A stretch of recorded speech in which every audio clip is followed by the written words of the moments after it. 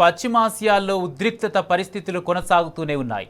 ఇరాన్పై Israel America దళాల యుద్ధం 8వ రోజుకు చేరింది. ఈ తెల్లవారుజామున ఇరాన్పై ఇజ్రాయెల్ విస్తృత దాడులను చేపట్టింది. ఇరాన్ కూడా ఇజ్రాయెల్ గల్ఫ్ దేశాలపై ప్రతీకార దాడులకు దిగింది. ఇజ్రాయెల్పై వందల కొద్ది క్షిపణుల ప్రయోగించింది. టెల్ అవీవ్లో భారీ భవనాలు కుప్పకూలాయి. ఆయుధ నిలువల స్థావరంతో పాటు టెల్ అవీవ్ పోర్టుపైన దాడి చేసింది. ఇరాక్లోని అమెరికన్ కంపెనీలను టార్గెట్ చేస్తూ బాంబుల వర్షం కురిపించింది ఇరాన్. అలీబుటెన్, కేపీఆర్ లాజిస్టిక్స్ కంపెనీలపై డ్రోన్ దాడులు చేసింది. అర్బిట్లోని అరజాన్ హోటల్, అమెరికా మిలిటరీ బేస్ పైన అటాక్కు పాల్పడింది.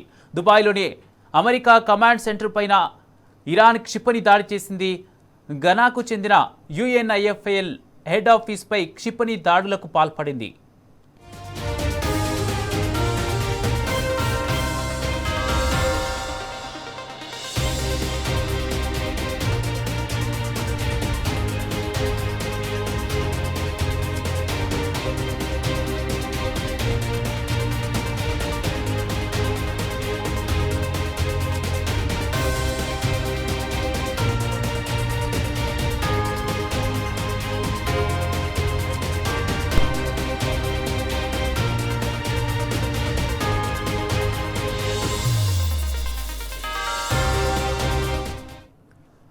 ఇరాన్పై ఇజ్రాయెల్ దాడిని లెబనాన్, ఫ్రాన్స్, ఘనాలు తప్పుబట్టాయి.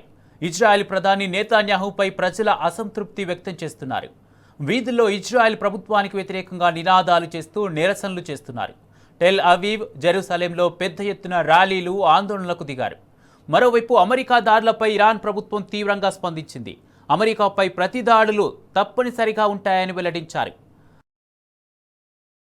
దాడులు చేస్తామని ఇరాన్ హెచ్చరించింది.